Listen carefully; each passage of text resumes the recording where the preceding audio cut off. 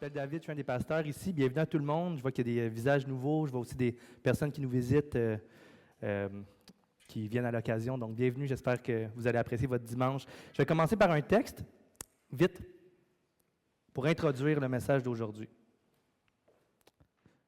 Si quelqu'un est en Christ, il y a une nouvelle créature. J'ai dit en Christ.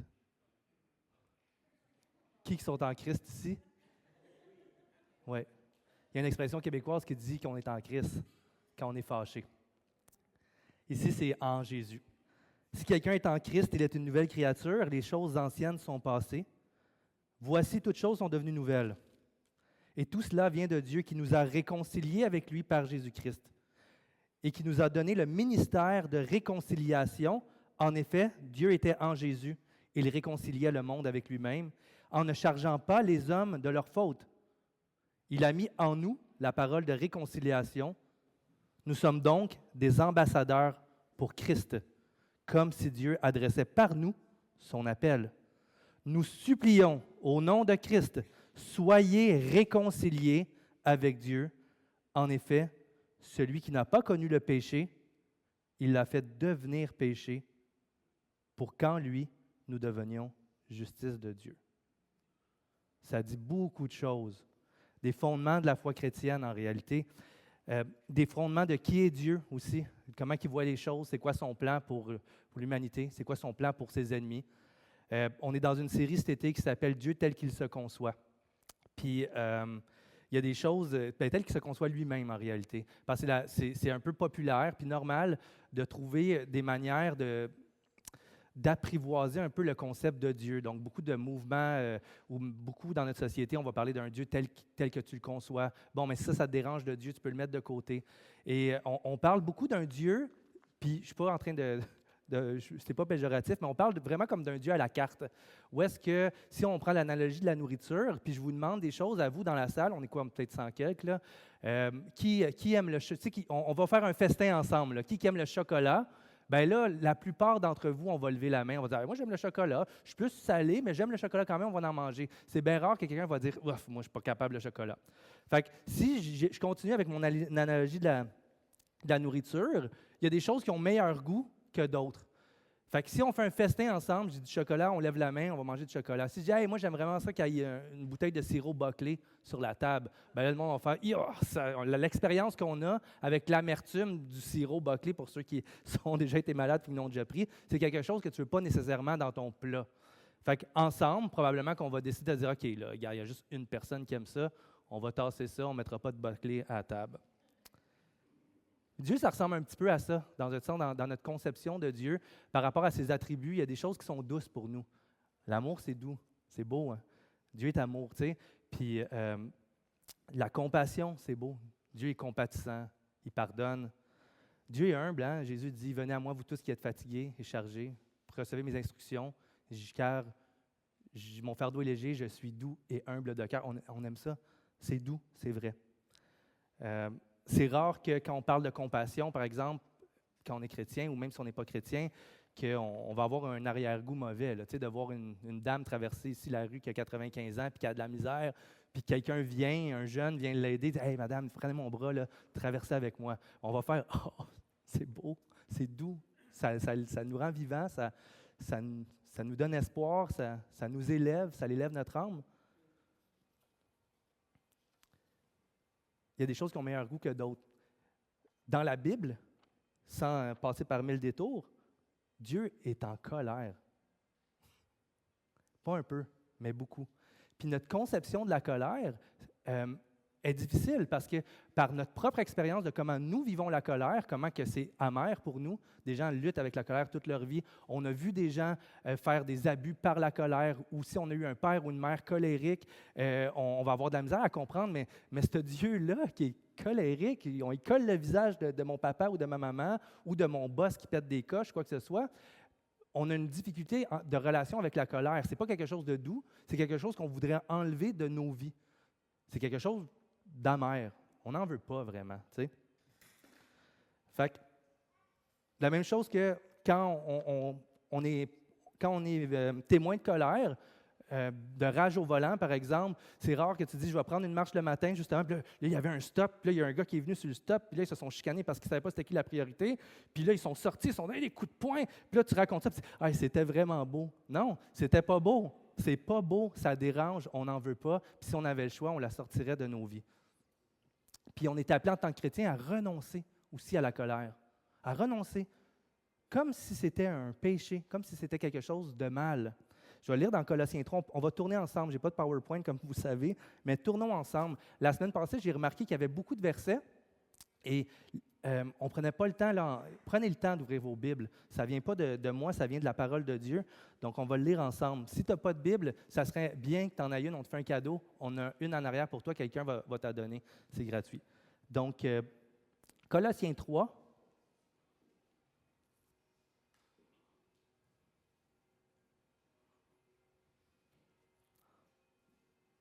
au verset 8. C'est écrit, maintenant, renoncez à toutes ces choses, à la colère, à l'animosité, à la méchanceté, à la calomnie, aux paroles déshonnêtes qui pourraient sortir de votre bouche. Fait que qu'est-ce qu'on comprend dans le texte ici? C'est que de la colère, de la source de la colère en nous, découle l'animosité, d'être frustré, la fureur, la méchanceté, découle les mauvaises paroles. Ah, lui, c'est un tabarouette, lui, c'est les calomnies, je suis en colère contre lui, je vais lui faire du mal par mes paroles. Aux paroles déshonnêtes, le mensonge aussi pour discréditer, de la colère de l'homme, découle plein de mauvaises actions. Et le chrétien est appelé à renoncer à cette colère-là, sachant qu'il y a des choses qui découlent, qui sont mauvaises. En réalité, c'est comme je disais, c'est comme si la colère était associée au péché. On va lire dans la Bible des moments où on voit que Dieu est en colère. Et là, je m'adresse à toi peut-être qui a une mauvaise relation justement avec la colère ou qui lutte ou qui a été victime d'abus à cause de la colère ou que c'est quelque chose dans ta vie que tu n'aimes pas, ou il y en a aussi qui sont un petit peu plus vieux, qui ont connu l'institution catholique, où des fois, ça a été, on a utilisé la colère de Dieu pour manipuler, pour faire peur, ou des trucs comme ça, alors que le message de la Bible, c'est de comprendre que nous sommes sauvés de cette colère-là en Jésus-Christ. Donc, je vous demanderais, ceux qui ont une mauvaise compréhension, puis qui assistent peut-être à l'Église pour la première fois, juste d'enlever, pour l'espace d'un message, juste d'enlever ta conception que tu as par rapport à l'expérience que tu as vécue, pour juste laisser voir comment Dieu parle de la colère dans la Bible. Et dire, OK, j'ai plein de préjugés, j'ai eu plein de blessures, mais laissons la Bible parler de comment Dieu est en colère, sans venir, exemple, mettre justement le visage de quelqu'un qui t'a fait du mal par la colère sur cette personne-là de Dieu. On va lire Romains, on a vu la semaine passée, Alex il parlait de Romains, 1, 18, c'est écrit « La colère de Dieu », donc c'est pas l'amour de Dieu, non. La colère de Dieu se révèle du ciel contre toute impiété et toute injustice des hommes qui, par leur injustice, tiennent la vérité prisonnière. Donc, la colère de Dieu provient d'injustice. La colère de Dieu provient de l'impiété, un autre mot pour dire les gens qui ne se soucient pas qu'il y a un Dieu, mais qui savent qu'il y a un Dieu, mais qui font comme s'il n'existait pas, puis qui retiennent cette conception-là dans une prison, qui retiennent la vérité prisonnière, dans une prison en prenant d'autres voies, en se comblant spirituellement, en choisissant dans notre assiette qu'est-ce qu'on va manger. Dieu est en colère parce que c'est injuste, parce qu'ils le savent comme nous le savions nous-mêmes qu'il y avait un Dieu. Donc, ici, Dieu est en colère à cause que les gens ne se soucient pas qu'il y ait un Dieu. Dans Apocalypse 16, c'est écrit, au verset 16, « Et j'entendis une voix forte qui venait du temple et qui disait aux 7 anges, « Allez et versez les 7 coupes de la colère de Dieu sur la terre. »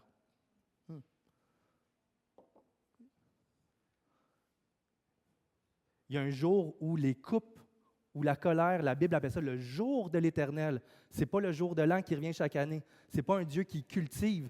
C'est une fois pour toutes où le jour de l'Éternel, c'est le jour de la colère de Dieu sur la terre. Isaïe 13, on va le lire. Je voulais juste vous montrer que ce n'est pas quelque chose de caché là, dans la Bible. Le jour de l'Éternel arrive. dans Isaïe 13, 9. Le jour de l'Éternel arrive. C'est un jour cruel, un jour de colère, un jour d'ardente fureur, qui transformera la terre en désert, en faisant disparaître le pécheur de la surface de la terre. En effet, les étoiles du ciel et leurs constellations ne donneront plus de lumière. Le soleil s'obscurcira dès son lever, et la lune ne fera plus briller la lumière. J'interviendrai contre le monde à cause du mal commis, et contre les méchants à cause de leurs fautes. Je mettrai un terme à l'orgueil, à l'insolent, et je rabaisserai l'arrogance des hommes violents. Je rendrai l'être humain aussi rare que l'or fin, les hommes plus rares que l'or d'Ophir. C'est pourquoi j'agiterai le ciel et la terre tremblera sur elle-même, à cause de la fureur de l'Éternel, le Maître de l'univers, le jour de son ardente colère.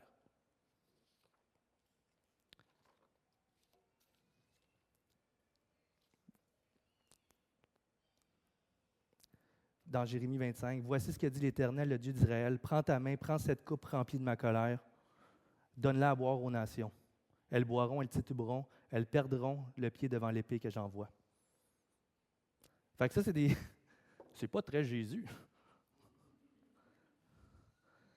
Quand on lit dans Jean 2, Jésus rentre dans le temple, il est en colère. Il n'est pas caractérisé par la colère. Ce n'est pas un homme colérique. Dieu c'est pas un Dieu, le Dieu des chrétiens, c'est un Dieu caractérisé. Non, il a la colère en lui. Jésus rentre dans le temple, il trouva les vendeurs de bœufs, brebis, pigeons et les changeurs assis.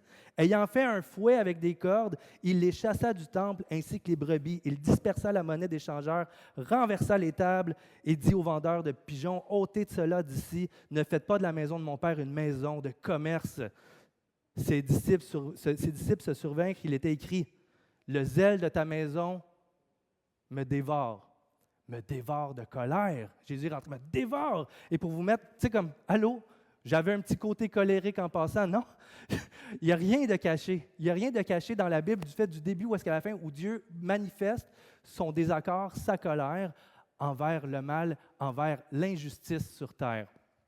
Puis pour comprendre, ici dans le texte du temple, des fois on peut demander, coudonc, il a été un peu sévère. Bien, vraiment pas. Si on pense à ce que ça représentait pour Dieu, ce temple-là, à ce moment-là, où ce n'est pas le fait de vendre quelque chose qui dérangeait Dieu. On vend du café ici pour les organismes communautaires. Des fois, les gens disent, « Hey, vous vendez dans le temple. » C'est pas ça. Ici, Jésus était en colère du fait que le culte à Dieu avait été commercialisé puis que c'était une monnaie d'échange pour adorer Dieu. Où est-ce que les gens venaient et si tu voulais recevoir des services de Dieu, être pardonné, c'était rendu commercialisé. Tu achetais, tu vendais, Dieu, donne-moi ce que je veux. Et non seulement c'était ça, c'est terrible. Imaginez que nous, les chrétiens qui avons le ministère de réconciliation, on commence à commercialiser la foi chrétienne pour dire, OK, ben à ton baptême, ça va te coûter 700$. OK? Puis là, tu vas pouvoir savoir que tu es... Non, c'est ça qui se passait où en Israël, c'était le peuple qui était appelé à être une lumière. Et non seulement il faisait le commerce du culte, mais c'était dans l'endroit réservé à tous ceux des nations qui voudraient venir chercher, connaître, savoir qui est le Dieu du ciel et de la terre. Fait que les tables de pigeons puis les monnaies étaient dans l'endroit qui était réservé aux nations. On le voit dans Matthieu quand il dit « Ma maison sera appelée une maison de prière pour toutes les nations. » Jésus est en colère. Il est en colère pourquoi? Parce que sa volonté n'est pas respectée.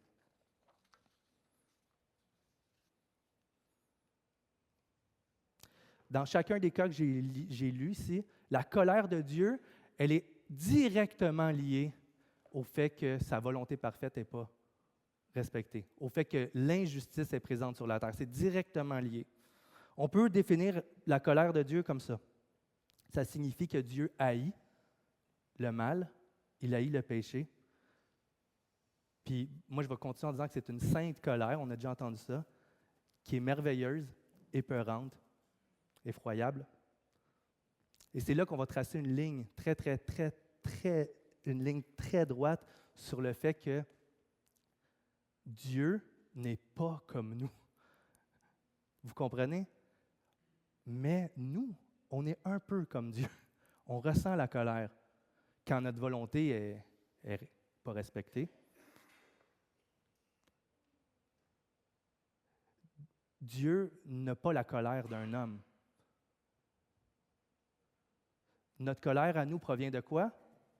Elle provient de notre chair. Elle provient de ce qu'on a en nous, de notre orgueil, provient de quand on n'a pas été respecté dans nos vies, quand nos enfants nous ont désobéi, quand on s'est fait passer sur un stop puis c'était à notre tour, quand on s'est fait voler de l'argent. Un frère ici ce matin s'est fait voler son bicycle. J'ai dit, t'es-tu en colère? Il dit, mais Zach, je suis en colère. Puis c'est sûr, notre colère à nous provient de notre chair. La colère de Dieu est liée à la justice parfaite de Dieu, est intimement liée à l'amour de l'être humain. La colère de Dieu, si Dieu n'a pas d'amour pour l'humain, il n'y a pas de colère pour l'humain, là. Non, est intimement liée à la justice, l'amour, la sainteté de Dieu. Notre colère est liée à notre chair et à notre royaume qu'on essaie de bâtir sur terre.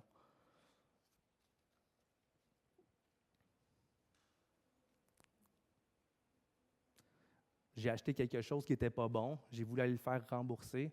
La gérante n'a pas voulu, j'ai pété une coche. Tu sais, ça arrive, là, ça, là. Parler au téléphone avec Revenu Québec. On n'a pas ce qu'on veut. C'est notre droit. Non, tu ne me comprends pas, là. Tu ne fais pas ce que je te dis, là. Hop.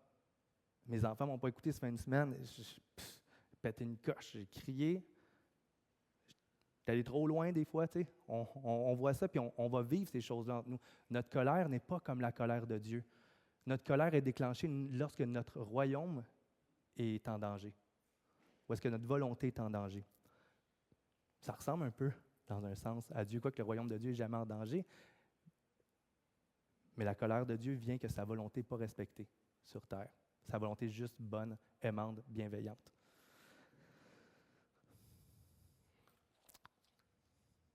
C'est naturel pour le corps humain, dans le sens que je pourrais bien beau dire, je sais qu'il y a des gens qui luttent avec la colère. Ici, je pourrais bien dire, comme dans Colossiens, renonce à la colère. Oui, on renonce, mais elle est là. Hein? Des fois, ça va faire 6 mois qu'elle n'est pas là, mais elle est là, ou des fois, elle est constamment. Elle provient de quelque chose. C'est quelque chose de naturel du corps humain. Et c'est mal vu. C'est mal vu dans le milieu chrétien. C'est mal vu dans la Bible. Hein? Renoncer à la colère. Parce que de la colère découlent les mauvaises pensées, les calomnies, la méchanceté. Je vais lire dans Jacques 1, 19. Il y a une clé là-dedans. Ainsi que tout homme soit prompt à écouter, lent à parler, lent à se mettre en colère, car la colère de l'homme n'accomplit pas la justice de Dieu. Ce n'est pas la même colère. Ce n'est pas la même justice. C'est notre justice, notre colère. En tant que chrétien, la Bible nous encourage vraiment à ne pas justifier notre colère. Elle est là, comme on la voit dans la Bible, celle de Dieu, elle est là. On ne va pas faire semblant qu'elle n'est pas là, mais elle est bonne. La nôtre, elle est là. On ne la justifie pas. On apprend, on est appelé à « soyez doux ». Hein? Que votre douceur soit reconnue de tous. Les fruits de l'esprit, c'est aussi la patience en Jésus-Christ. Hop, on est patient. On renonce, on apprend le calme, la paix. C'est des fruits qui viennent avec la foi chrétienne, que Dieu nous appelle à dire non, tu vas faire place, la colère va faire place à ces choses-là. Puis dans la version sommaire, c'est écrit car la colère de l'homme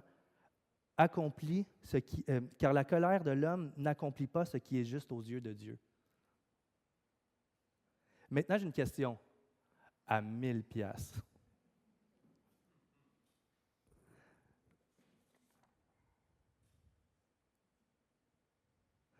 Tu sais, c'est comme le parent qui sacre, là, puis qui sacre avec ses enfants, puis ils sont là, puis ils sont à la table, puis ils sacrent avec sa femme, puis là, le petit gars de 3 ans, il fait « Mais tabarnak! » Puis là, il se fait chicaner. « Hey, toi, tu n'as pas le droit de faire ça. Nous, c'est correct. Mais toi, ça ne sort pas de ta bouche. » Ça peut sembler ça dans la Bible, parce que Dieu, lui, est en colère, mais nous, on ne peut pas être en colère. La question que j'ai, est-ce que nous devons systématiquement étouffer, renoncer à toute colère? Je pose la question, pour vrai. Est-ce que nous devons systématiquement renoncer à tout sentiment de colère? Il y a peut-être une différence quand je me suis fait couper sur un stop, ou mes enfants ne m'ont pas écouté, ou mon épouse ne me comprend pas, ou mon boss, c'est un péteur de coche, puis ça me fâche le matin quand je rentre. Il y a peut-être une différence entre ça et lorsque on voit le royaume de Dieu, la justice de Dieu être bafouée. Lorsqu'on voit le droit à l'orphelin, par exemple, lorsqu'on voit le pauvre se faire encore plus voler, lorsqu'on voit la veuve qui traverse la rue, mais au lieu de se faire prendre par quelqu'un, elle se fait klaxonner en se faisant crier après. Moi, je ne veux jamais voir ça de ma vie. Se klaxonner après pour dire « Ah oui, plus vite! » Est-ce qu'on a le droit d'être en colère? Est-ce que même c'est bien? Je vais vous lire un texte dans Éphésiens 4. « Si vous êtes en colère, ne tombez pas dans le péché. Que le soleil ne se couche pas sur votre colère et ne donnez pas une prise au diable. » Ce qu'on peut lire dans le texte original, là, ce qui est spécial dans ce texte-là, c'est que ça peut aussi se traduire « mettez-vous en colère, mais ne péchez pas. » Puis ne cultivez pas cette colère-là. Parce que la colère de l'homme est quoi? Elle n'accomplit pas la justice de Dieu. J'ai un autre texte ici. Psaume 97, 10.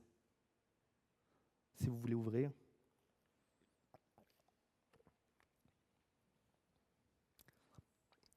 En tant que fils de notre Père qui est dans les cieux, c'est normal de ressentir puis de vivre une colère quand le royaume de Dieu est bafoué là, autour de nous, quand on voit les injustices. C'est normal.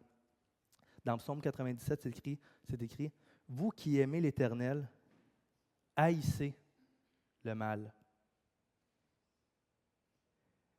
Il garde les âmes des fidèles, il délivre de la main des méchants. » Et ici, je mets une autre ligne que tantôt j'ai mis sur dire que Dieu n'est pas comme nous. Non, il n'est pas comme nous. Sa colère est bonne, la nôtre est centrée sur notre royaume. Et il y a quelque chose de très pernicieux dans l'homme, puis dans la colère de l'homme. Ici, c'est écrit « d'haïr le mal ». D'haïr le mal. D'oublier que la guerre que nous vivons en tant que chrétiens, c'est une guerre qui est spirituelle et qui ne vise pas l'individu, qui ne vise pas la personne. Lui m'a mis en colère. Moi, là, il fait des injustices, là, puis là, je suis en colère, puis je cultive cette colère-là envers quelqu'un qui m'a fait du mal par la colère, ou quelqu'un qui a abusé de moi, ou quelqu'un qui m'a volé. On cultive une haine ou un mépris pour l'individu. Ça n'accomplit pas la justice de Dieu. On a le ministère de réconciliation. Dans notre colère, nous sommes appelés à haïr ce qui est mal et à exhorter tous les hommes d'être réconciliés avec Jésus, comme nous avons été réconciliés. D'oublier que c'est une guerre spirituelle.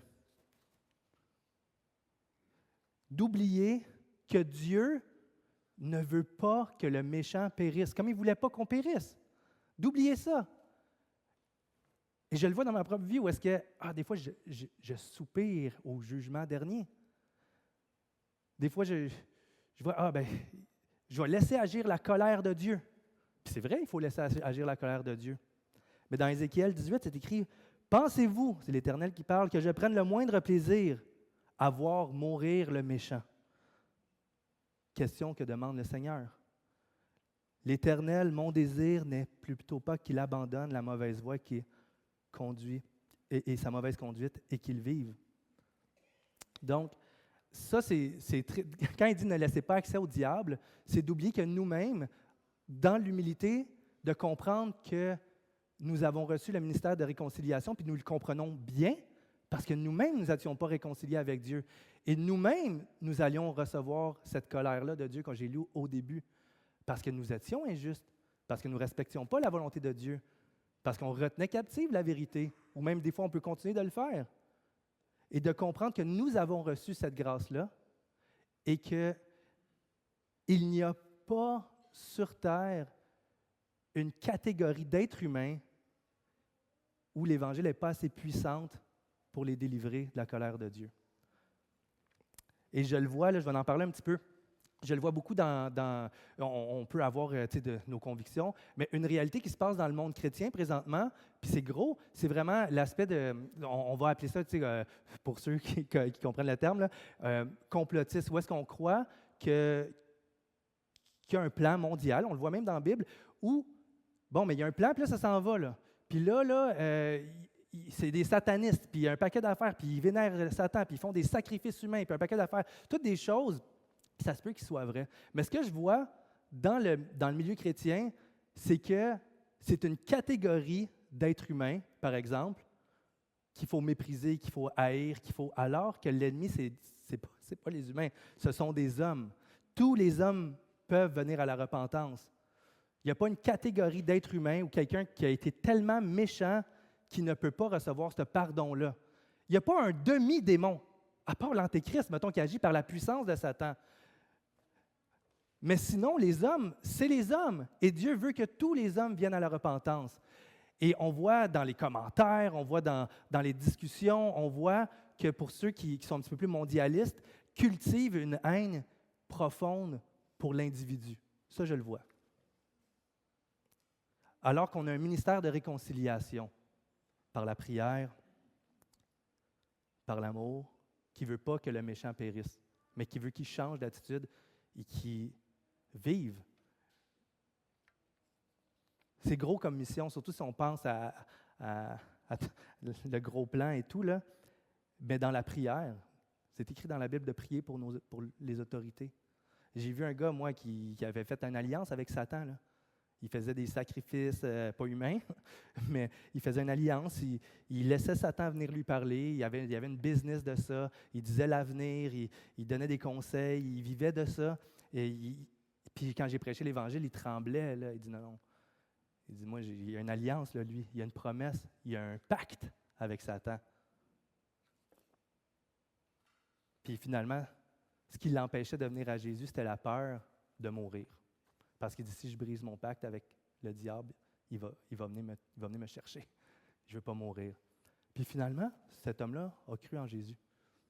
Je le répète régulièrement parce que ça m'a marqué, puis il m'a appelé, puis on a tout jeté ces cochonneries dans le container de l'Église ici. Il y avait... Fait que ça pour dire que dans des expériences personnelles ou de faire attention de ne pas venir mettre une valeur extraordinaire à une élite ou à des gens quand ce sont des hommes et des femmes. De la même bouche, hein, ça décrit en Jacques, vous bénissez les hommes et de la même bouche la malédiction envers les hommes qui sont créés à l'image de Dieu. On peut haïr le mal, haïr qu'est-ce que le diable fait. On peut haïr tout ça. Mais notre colère, elle est intimement liée à l'amour de l'humanité, à cause que Dieu a aimé l'humanité. Fait que c'est vrai pour tout, là. C'est vrai pas juste pour la big picture que je parle qui se passe, mais c'est vrai pour ceux qu'on n'arrive pas à décrocher, puis ceux qui sont l'objet de notre colère. Dieu nous appelle à aller plus loin qui nous-mêmes étions l'objet de la colère de Dieu. Nous savons que quiconque est né de Dieu ne pêche pas, mais celui qui est né de Dieu se garde lui-même et le malin ne le touche pas. Nous savons que nous sommes de Dieu, et c'est dur à comprendre aussi si tu es nouveau ici, et que le monde entier est sous la puissance du diable. Nous savons aussi que le Fils est venu. Est-ce que c'est clair, ça? On ne parle pas de... Il n'y a pas quelqu'un qui est plus sous l'emprise, là. Il va commettre peut-être plus d'injustice, mais on était tous sur l'emprise. Et tout le monde allait boire la coupe de la colère de Dieu. Notre colère, si vous en vivez, quand vous voyez des injustices, quand vous êtes victime d'une injustice, quand Jésus est victime d'une injustice, j'étais en colère avec l'ouverture des Jeux olympiques. Je dis, mais qu'est-ce que ça fait? Un enfant est là, j'étais en colère, puis,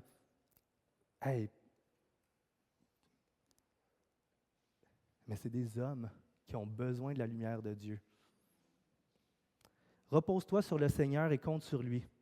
Ne t'indigne pas devant celui qui réussit, devant l'homme qui use d'intrigue. Laisse ta colère et calme ta fièvre. Ne t'indigne pas. Il en viendrait que du mal. Le méchant seront déracinés, mais celui qui espère en l'Éternel possédera le pays. Romains 12. Ne rendez à personne le mal pour le mal. recherchez ce qui est bien devant tous les hommes. Et si cela est possible, dans la mesure que cela dépend de vous, soyez en paix avec les hommes. Ne vous vengez pas vous-même, bien-aimés, mais laissez agir la colère de Dieu. Car il est écrit, c'est à moi qu'appartient la vengeance. C'est à moi qui donnerai à chacun selon ce qu'il mérite, dit le Seigneur. Donc la manière naturelle de voir laisser agir la colère de Dieu, la manière naturelle de le voir, c'est de laisser le temps au jugement dernier d'arriver, par exemple. Et là où Dieu va déverser sa coupe là, sur les nations, sur les personnes, sa coupe de malédiction, de colère. Ça, c'est la manière naturelle. Puis c'est la manière, souvent, quand on cultive une colère, de soupirer. Mais la Bible parle aussi de cette journée-là qui dit « Mais c'est un jour sombre, c'est pas beau ». Et de laisser agir la colère de Dieu, je vais vous proposer quelque chose ce matin de différent, c'est de laisser agir la puissance de l'Évangile, où Jésus a reçu la colère de Dieu à la place du méchant. Laisser agir la colère de Dieu, ce n'est pas juste le jugement dernier. Non, parce que Dieu a jugé, a déversé sa colère sur Jésus. Et c'est ce qu'il y a de plus puissant. Et tant aussi longtemps que les temps ne sont pas marqués, on peut laisser agir la puissance de l'Évangile, comme nous on l'a reçu. Laisser agir la colère de Dieu, c'est aussi faire confiance que l'Évangile est puissant pour n'importe qui peut croire et qui peut être touché, tomber à genoux devant la croix où l'amour, la sainteté, la compassion, le pardon, la colère de Dieu est réunie au même endroit.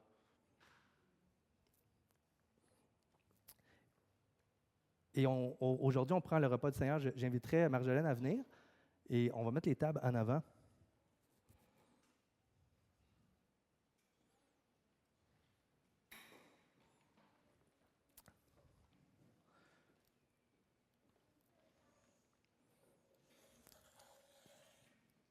Puis Jésus dit, si vous vous rappelez, je vais lire Isaïe 26 avant. Je n'étais pas sûr si je le lirais, mais je vais le lire. Va, mon peuple. C'est qui le peuple de Dieu?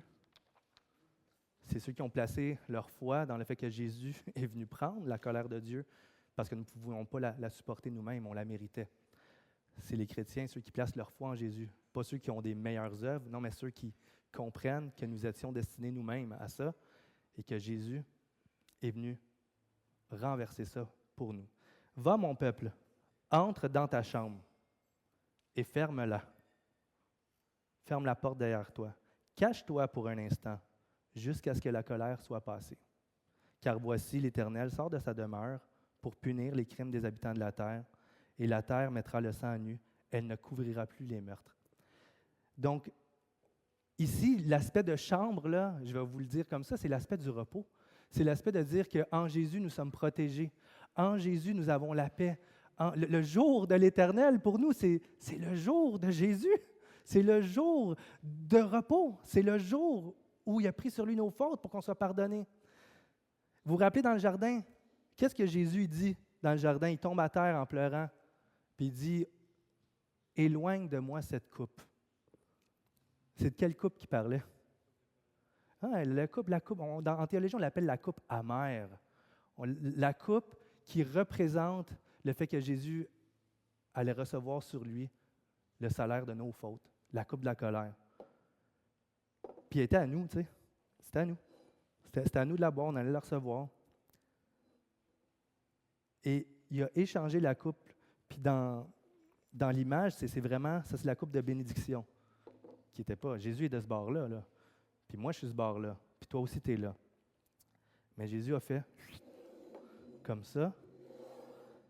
Je vais la boire parce que la colère de Dieu, elle est vraie, elle est puissante, elle est forte, elle est merveilleuse, puis effroyable en même temps.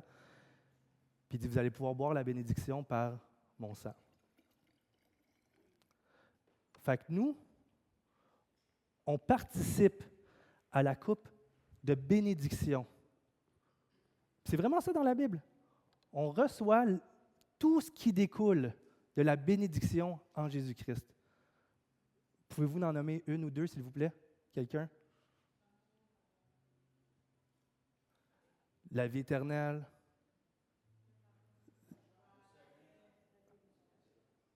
le nom de fils et fille de Dieu, enfant bien-aimé, héritier du royaume.